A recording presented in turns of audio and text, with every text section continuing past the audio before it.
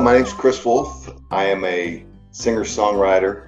That covers a lot of ground for many genres. So I'll say I'm probably Americana slash folk, although I hate the term folk musician, but that's probably the best fit for what I do. A lot of people know me for my novelty songs. However, I do write serious songs, but unfortunately, people don't remember those. They remember the ones about poop and butts and stuff like that, which is fine, you know. I always say, I know I'm known as the poop and butt guy, but if you look deeper, you probably shouldn't. Moon is full, shining bright. Then she hears you say, poop on the moon. And I don't mean to be rude. Poop on the moon. I know it kills the mood, but there's poop on the moon.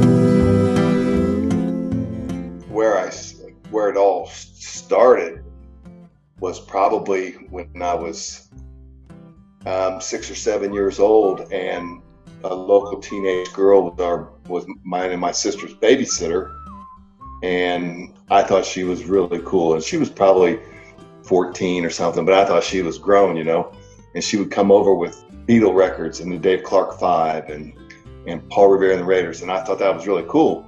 That was my first exposure to popular music. My mom and dad were jazz freaks, and I didn't realize, you know, it just didn't dawn on me until years later.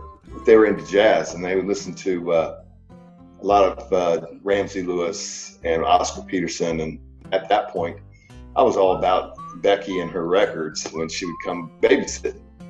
And then shortly after she started babysitting us, then the TV show The Monkees came out. And that's what got me.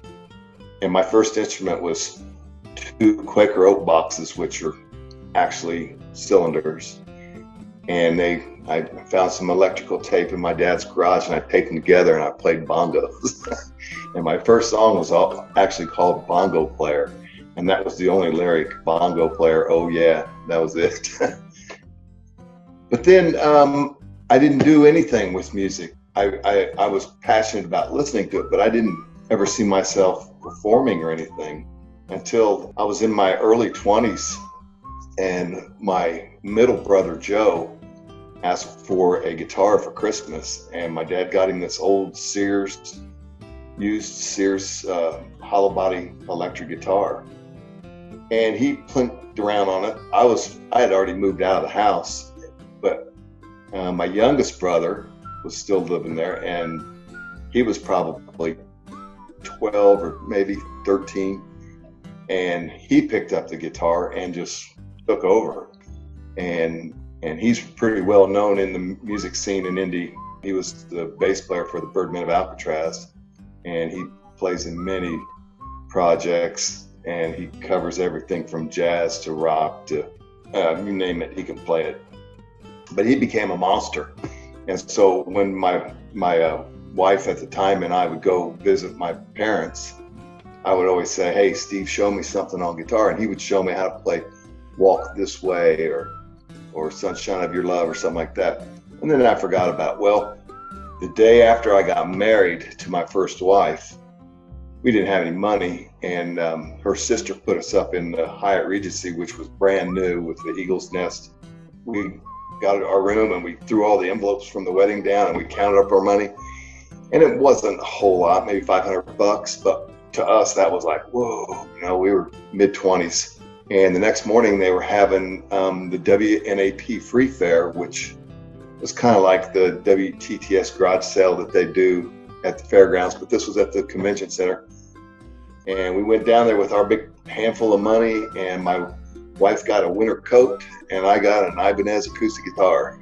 And that was the day after we got married, and she claimed from that day on, this is not the man I married, because I'd become obsessed with the guitar.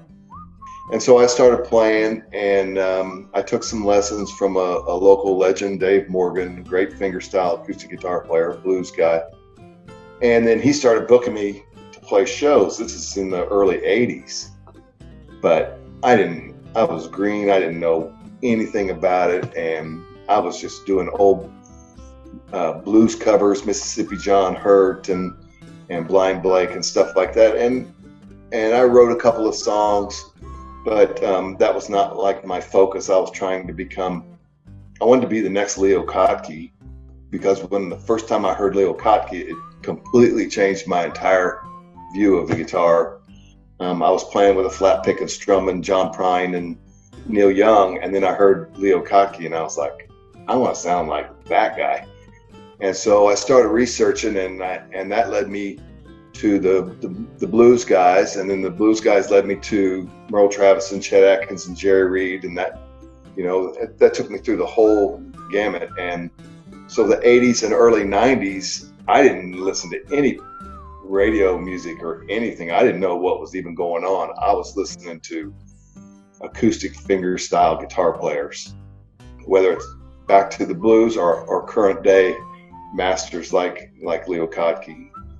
And so after a while, I didn't really enjoy playing in these bars because nobody wanted to hear what I was doing. And looking back, I'm like, wow, I can't even believe I went and played that stuff. I can't believe that people sat there and didn't throw stuff at me, because it was not what anybody is familiar with. And you play bar gigs, especially back then, you had to play covers. You had to please people's ear. That was the thing back then. So after a while, I started to fade out of the music scene. I started my own construction company. And then my wife was diagnosed with lymphoma. I had 2 kids, and a fresh construction company started, and she started having chemo and blood transfusions. And so the guitar went in a case, and it stayed there well after my wife passed. And I didn't play for, 7 years, probably 8 years. I didn't even pick up a guitar. And then I started dating Diane, and I've known Diane for many years, and she was at some of those shows where I was playing the old blues stuff. So anyway, so I started following this guy named Bob Schneider out of Austin, Texas, and we both became huge fans. And she said, you should get your guitar out and start playing again. You could do this. And I was like, well, Tom Waits and Bob Schneider really grabbed my writer's ear. I was like, that's what a song should be, not Baby I Love You every other song, but things are dirty out there and life is hard, and I was like, that's what I want to write about. And then at the same time, if you listen to Bob Schneider and listen to Tom Waits, there's a lot of humor in it too. A lot of it's tongue in cheek, but it's not all serious. They take a lighter approach to a lot of things. And I also was a big fan of like Arlo Guthrie and Jim Stafford and the guys that were doing the funny stuff too. I grew up on the Smothers Brothers. That was another thing my parents had that really drew me to the comedy side. So anyway, I started writing again, and I started taking writing serious.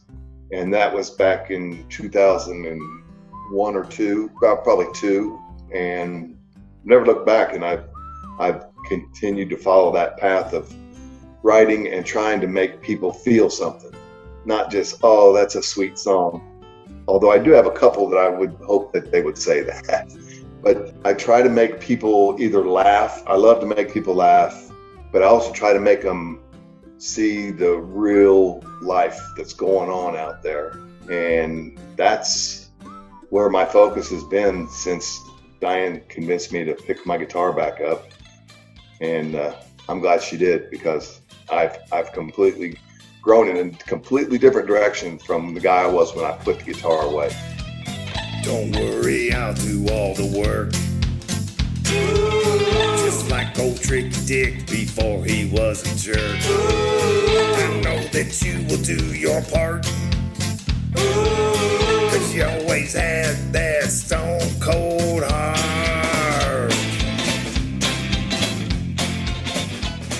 Right now, with the shutdown, I'm mostly an original song guy, and when I play gigs, I'm about 90% originals.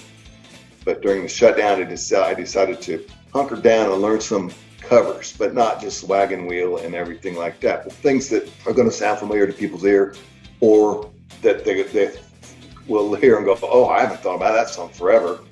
Like I do Venus by Shocking Blue, or songs that most people have not heard, but I think they should hear, like I Like the Old Me Better by Kev Mo, which is a brilliant song, but you know, Kev Mo gets just a little more play than I get. And he's a fantastic artist. So I started doing that, and I started recording them on the toilet, sitting on the toilet with the lid down and my pants on, and I call them toilet seat covers. And I have that on my YouTube channel. So if you look up Chris Wolf Songs on YouTube, there's one little section. I got 8 or 9 toilet seat covers, and you can hear the album on there for free. And then I have my website, chriswolfsongs.com, and it's just got a smattering of videos and junk. And we're waiting for Square Cat Vinyl to open back up so I can continue my open mic, because that was a beautiful thing, and I met so many great artists, seasoned vets, young kids that have never played on a stage, older people that have never played on a stage, and it was a beautiful thing, and that's been shut down, and I really miss that too.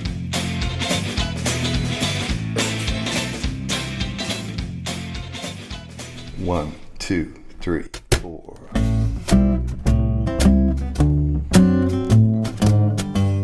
I just released a record on February 28th was my release party, and March 14th was the world shutdown.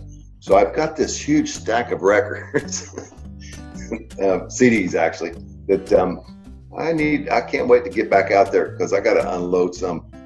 I call it But Seriously Folk, and it's but with 2 T's, of course. And the reason I call it that is because it's got butt songs, serious songs, and folk songs. They kind of are self-explanatory, but they kind of run together. So it's 9 songs and a commercial, a fake commercial, parody commercial. And it has some really great local musicians. John Gilmore produced it with me and did the recording. I've got Doug Sauter and Rod Schindler from Midwest Rhythm Exchange, and Aaron Ransdell from Midwest Rhythm Exchange. I've got Kara Jean Wallers and John's wife singing backup vocals. D-Rock from Bulletproof Soul Band plays trumpet. I've got Mike Angel as voiceover on a couple of tunes, including the fake commercial. So that's my latest project. And that nighttime sky comes rolling in. Man, it feels just like a dear old friend. The kind that's always there, come what may. In that city summertime.